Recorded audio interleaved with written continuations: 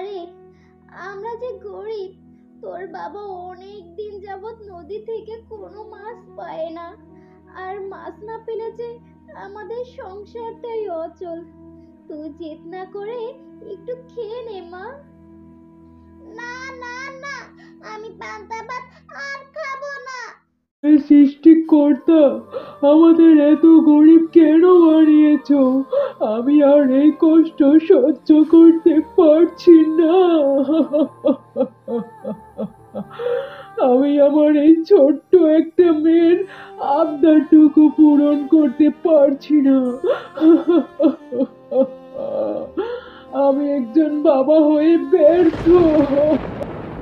তুমি কেঁদো না গো, একদিন আমাদের অভাব দেখবে দূর হয়ে যাবে। তুমি এভাবে ভেঙে পড়ো না গো। মা, ও মা, বাবা, ও বাবা, তোমরা কেঁদো না। আমি আর কখনো জেদ করব না। এই দেখো, আমি এখনই পান্তা ভাত খাচ্ছি। এরপর টুনটুন সেই পান্তা ভাতটুকুই খেয়ে নেয়। টুনি, আজ আমি নদীতে মাছ ধরতে যাচ্ছি। মাছ ধরে তবেই বাড়ি ফিরবো আমি। আরে আরে, আগে খাবারটা তো খেয়ে নাও, তারপর না হয় যেও তুমি। কি গো? টোনা কোনো কথা না শুনে উড়ে নদীতে চলে আসে। হে সৃষ্টিকর্তা, আমাকে সাহায্য করো। আজ যেন আমি একটা মাছ পাই, আমার মেয়েটার আবদারটুকু যেন রাখতে পারি। এরপর টোনা নদীতে জাল ফেলে, কিন্তু মাছ ওঠে না। টোনা এভাবেই বেশ কয়েকবার জাল ফেলে, কিন্তু কোনোবারই মাছ ওঠে না। টোনা নদীর পাশে বসে অনেক কান্না শুরু করে। আজকেও কোনো মাছ পেলাম না। আমি বাবা নামে কলঙ্ক। মেয়ের সামান্য আবদারটুকু রাখতে পারলাম না। আজ আমি কিভাবে বাড়ি ফিরবো? আমার বেঁচে থাকার কোনো অধিকার নেই। কত আশা করে এসেছিলাম নদীতে মাছ ধরতে। এখন আমি কোন মুখ নিয়ে বাড়ি ফিরবো? হে সৃষ্টিকর্তা, তুমি আমাকে পথ দেখাও। টোনা এভাবেই অনেক কাঁদতে থাকে।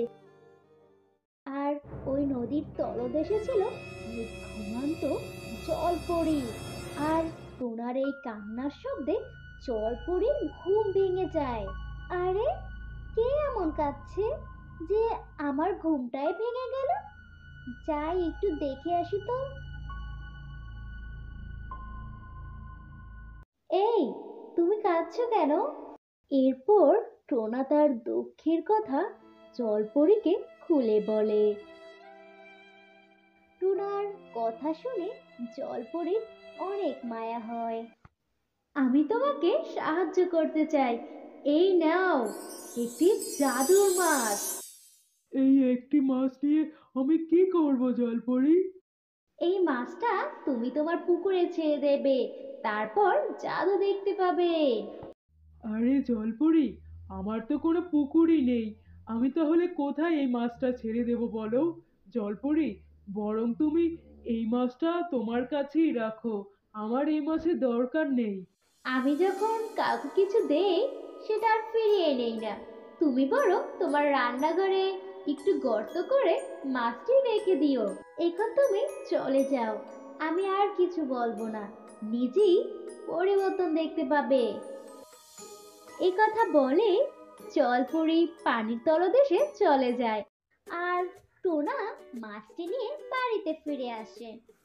ওগো, তোমাকে যে অনেক খুশি খুশি লাগছে। কি গো, তুমি কি মাছ ধরতে পেরেছো নাকি? আরে টুনি, আজ যা পেয়েছি আমি, তা যদি সত্যি হয় তাহলে আমাদের আর কোনো দুঃখ থাকবে না। আর আমাদের মেয়ে টুনটুনকেও আর মাছ না খেয়ে থাকতে হবে না। আরে, কি পেয়েছো গো টোনা? একটু শুনি তো। এরপর টোনা টুনিকে সব ঘটনা খুলে বলে।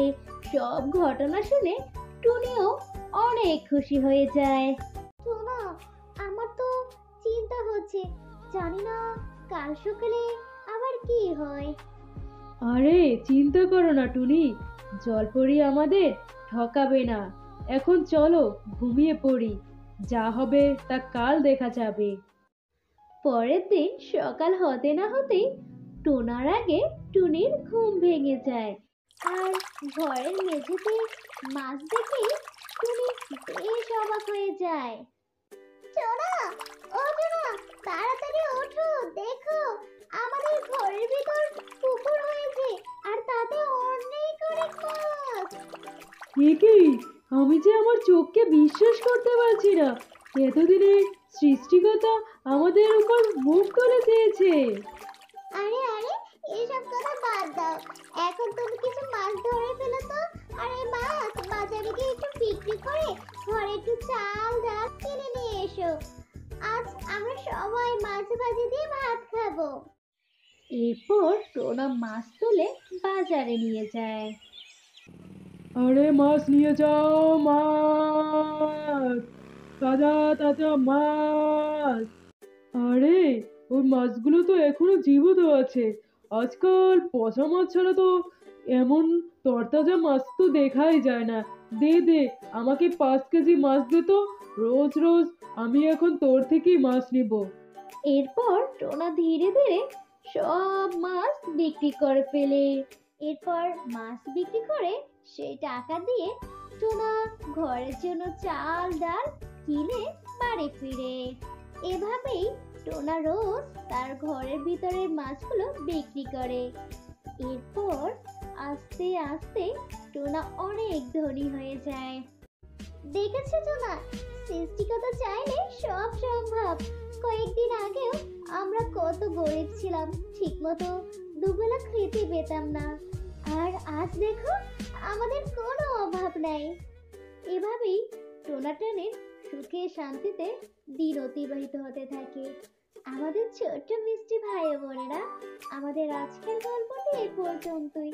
তোমাদের যদি গল্পটি ভালো লাগে তাহলে অবশ্যই চ্যানেলটি সাবস্ক্রাইব এবং লাইক করো। আল্লাহ হাফেজ। আর হ্যাঁ, একটা কমেন্ট করতে কিন্তু ভুলে যেও না।